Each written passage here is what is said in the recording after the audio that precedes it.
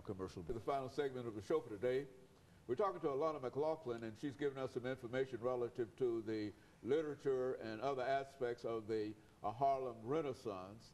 And she has agreed to talk about some of the other movers and shakers of the Renaissance during the final period that we have here. As a matter of fact, Lana, we've tried to give you as free a rein as possible to talk about some of the many aspects, it appears, that you've gathered dealing this Harlem Renaissance movement.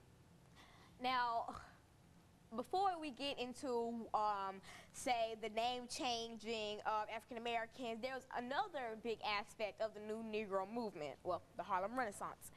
James Weldon Johnson. Now, when you think of James Weldon Johnson, most people don't know who James Weldon Johnson was, why he's important, what he did. He wrote the Negro American national anthem, which is "Lift Every Voice and Sing." Now, I'm sure people's saying that had nothing to do with the Harlem Renaissance. That was a big part of the Harlem Renaissance, because let's see, it was the coming together of African Americans. I mean, because they knew they were getting popular and moving on up. I mean, they had their own anthem. They had books. They were famous writers, famous musicians, famous jazz bands.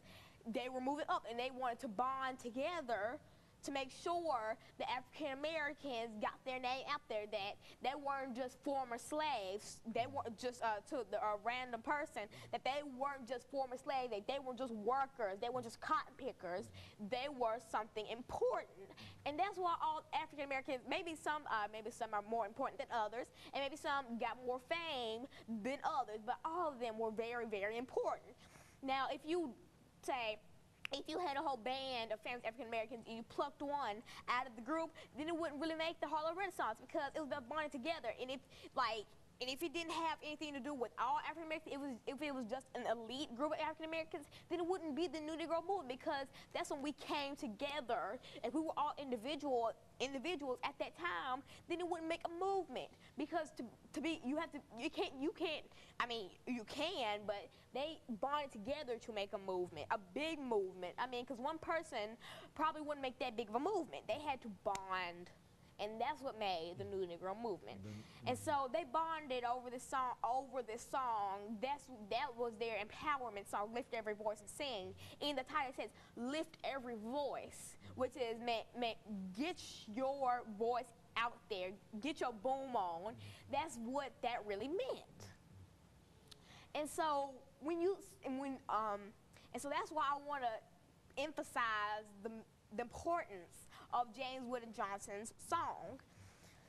Now let's go back in time a little bit to describe what basically brought upon the name change African Americans from colored to what?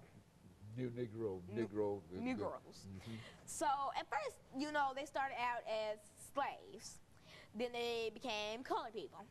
Then they became Negroes, then Afro-Americans, and then African Americans, which is what we are today. And so those are some of the many names, and we were called much more than that. Some stuff I can't see on TV, but I mean, we were called much more than that.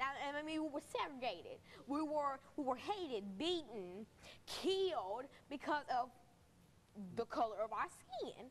And so that brought upon